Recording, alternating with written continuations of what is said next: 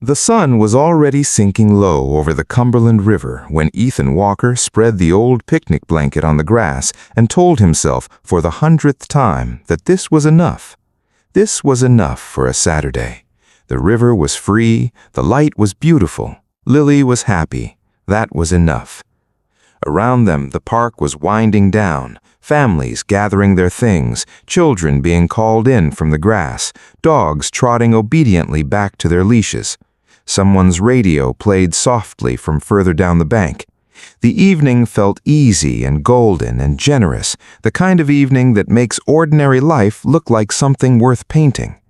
But Ethan's eyes kept drifting back toward the truck parked at the edge of the lot, and the glove compartment inside it, and the folded paper inside that, the one from the bank, the one that said 30 days in language that was polite and professional and completely without mercy. 30 days before they moved forward on the foreclosure. 30 days before he lost the house that Margaret had loved, the house where she had painted the kitchen walls yellow because she said yellow made mornings feel kinder. He pressed both palms flat against the blanket and made himself breathe, made himself look at the river instead. Lily was beside him, cross-legged, turning a smooth gray stone over and over in her small hands, studying it with the kind of focused quiet that had always reminded her of her mother. She had Margaret's eyes, dark and wide and full of a stillness that ran deeper than her 8 years should have allowed. She had been talking about the stone, wondering aloud whether it had started somewhere far away and traveled to this river slowly over thousands of years, and Ethan had been listening, or trying to, when she set the stone down and leaned into his arm and looked up at him with an expression that was careful and gentle and braver than she probably knew. "Daddy," she said softly, "when Mom was sick, were you scared?" The question went through him like cold water. He opened his mouth and found nothing there, no words that were honest without being too heavy, no answer that was true without costing her something. He was still searching when the sound split the evening open. A sharp crack, clean and sudden, like a branch giving way under too much weight, followed immediately by the unmistakable collapse of something wooden and old. Every head in the park turned. 20 feet away, beneath a wide oak tree at the curve of the trail, an elderly woman had gone down with the bench beneath her, the whole structure folding into a quiet heap of broken wood and old paint. People stopped. People looked. Nobody moved. Ethan was already on his feet. He crossed the grass quickly and crouched beside her before the last echo of the crack had faded from the air. She was unhurt, he could see that immediately, sitting upright amid the wreckage with one hand pressed to the ground and her silver hair still perfectly in place, as though she had decided that even a collapse was not sufficient reason to lose her composure. But beneath the composure, in the set of her eyes, there was something that had nothing to do with the fall. A loneliness that was old and settled and had been there long before the bench broke. She looked at him the way people look when they're surprised to find that someone came. "Are you all right, ma'am?" he asked. "I'm quite all right," she said quietly. "The bench, however, is another matter." A park worker appeared briefly, apologized genuinely, and explained that maintenance wouldn't be back until Monday. Most of the people who had turned to look had already turned back. Ethan stood, looked at the broken bench, looked at the woman who was now sitting on a nearby boulder with the careful dignity of someone who had long since learned not to make her discomfort anyone else's problem, and then he walked back to his truck. Not to leave, to get his tools. He kept a kit behind the seat the way some men carry a pocket knife, always, without thinking about it, because being a carpenter wasn't just what he did, it was how he understood the world. Fix what's broken. Measure twice. Don't leave something worse than you found it. He laid out what he had on the tailgate. A handsaw, a hammer, wood screws, a sanding block, a spare length of cedar board that had been rolling around in the truck bed for 2 weeks.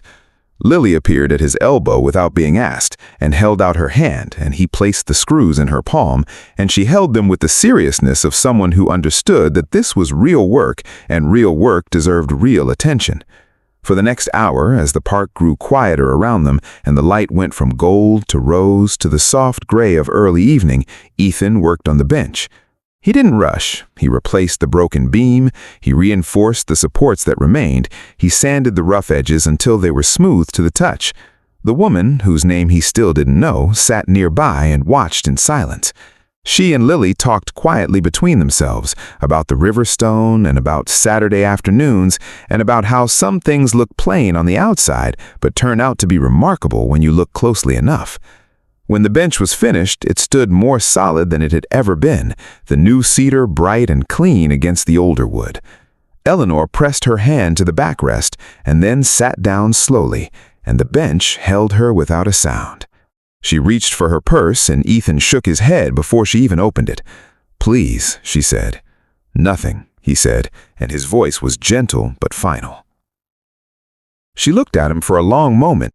This tired man with sawdust on his forearms and a daughter who handed him screws without being asked, and then she asked him something that wasn't really about the bench at all. "What keeps you kind," she said, "when life isn't being kind to you?" He looked at the river. He was quiet for a moment, the way a person is quiet when they are choosing the truest possible answer. "Because Lily is watching," he said. Eleanor nodded slowly, and something moved behind her eyes, something old and private and full of recognition, like a door opening to a room she hadn't visited in years. They said goodbye gently, and Ethan loaded Lily into the truck as the last light left the sky. Her name was Eleanor Brooks, and she was 74 years old, and she did not sleep that night. She sat in the chair by the study window with a cup of tea she forgot to drink and thought about a carpenter who had fixed a stranger's bench without being asked and refused payment without hesitation and answered her question without performing it. She and her husband Robert had built a community foundation 3 decades ago. After Robert died, she had carried it alone, funding schools and small businesses and struggling families across 3 counties. But in recent years, something in her had grown quietly exhausted. Too many people giving only where they could be seen. Too many hands extended only when something was coming back. She had begun to wonder if she had been foolish her entire life to believe that genuine goodness still existed without a reason attached to it. Then she thought of a man standing in fading light with a handsaw and a cedar board, with his daughter beside him in the grass, and she remembered with complete certainty why she had ever started believing in the first place. Monday came for Ethan without kindness. The contractor called at 8 in the morning to say the job had fallen through. The bank called at 9. And at 10:30 on the highway between town and the lumberyard, his truck made a sound that had no good meaning and rolled to a stop on the gravel shoulder. He sat behind the wheel with his hand still on it and stared at the empty road ahead, and then he put his forehead against the steering wheel and cried. Not briefly, not quietly. He cried the way a man cries when he has held everything together for 4 years and the very last piece finally slips, when the grief and the exhaustion and the fear all arrive at the same moment and there is no one there and no reason left to hold him back. He cried for the house and the truck and the yellow kitchen walls and for the question Lily had asked him on the blanket that he still hadn't answered, because the true answer was that yes, he had been scared every single day since Margaret got sick, and the fear had never once completely gone away. That night, Lily heard him through the wall. She didn't come out. She lay in the dark and thought carefully.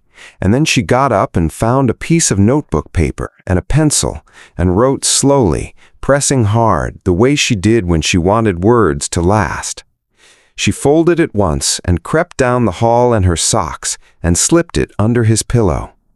In the morning, when Ethan made the bed, he found it and stood very still in the middle of the room and read it. In careful second-grade handwriting, it said, "Dad, I think Mom would be proud of you. I am too. You always fix things, even when you are sad. I love you. Lily."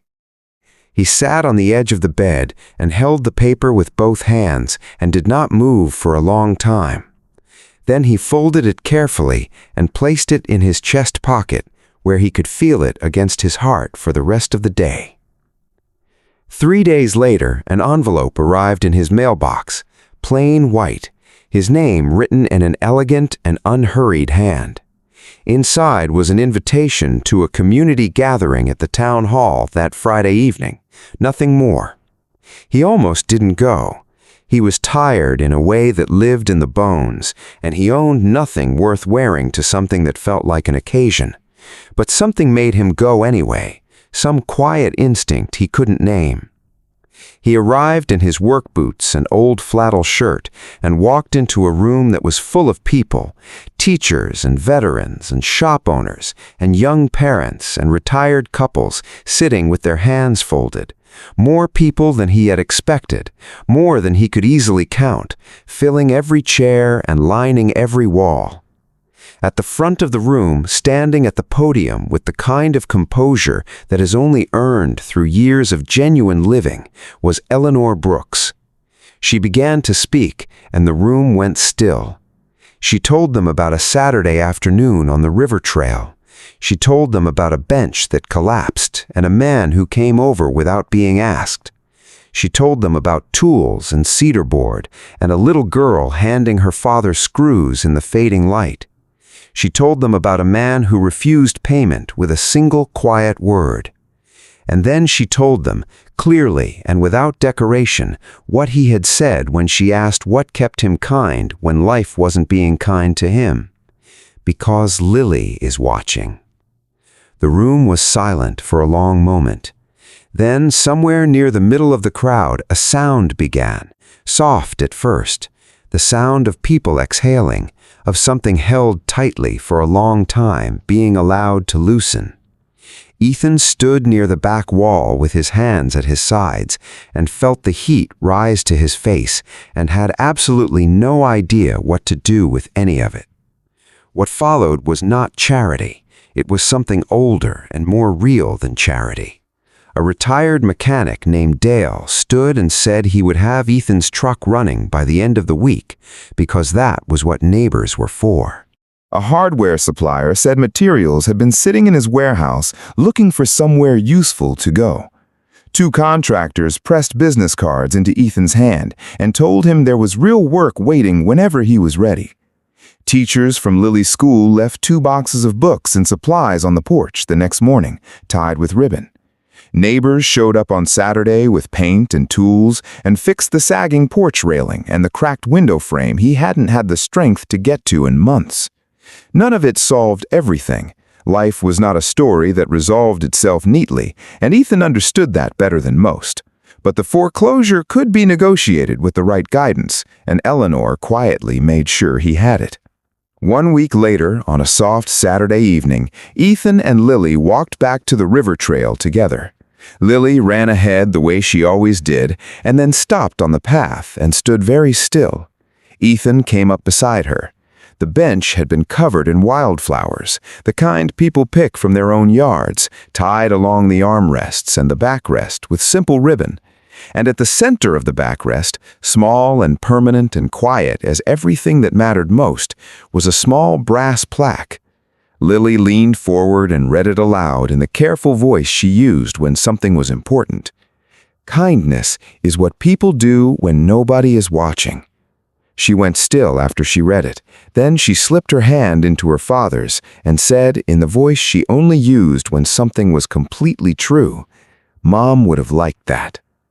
Something opened in Ethan's chest in that moment, not painfully, the way a window opens in a house that has been shut all winter, letting in light and air and the sound of everything outside that has been going on without you. He sat down on the bench, and Lily climbed up beside him, and the bench held them both without a sound. The river moved past them in the evening light, slow and golden and patient, the way rivers move when they have seen enough of human sorrow to know that it passes, that it always, eventually, passes. Lily leaned her head against her father's arm.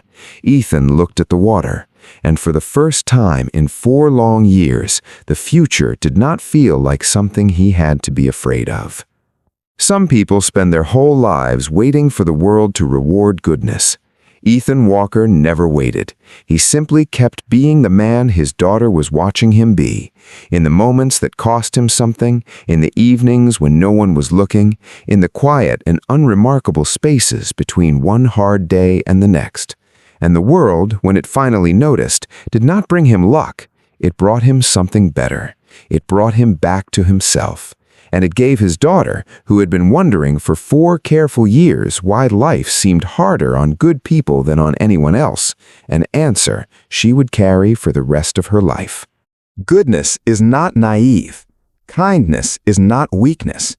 And one quiet act, done without an audience and without expectation, can reach further into the world than any of us will ever fully know.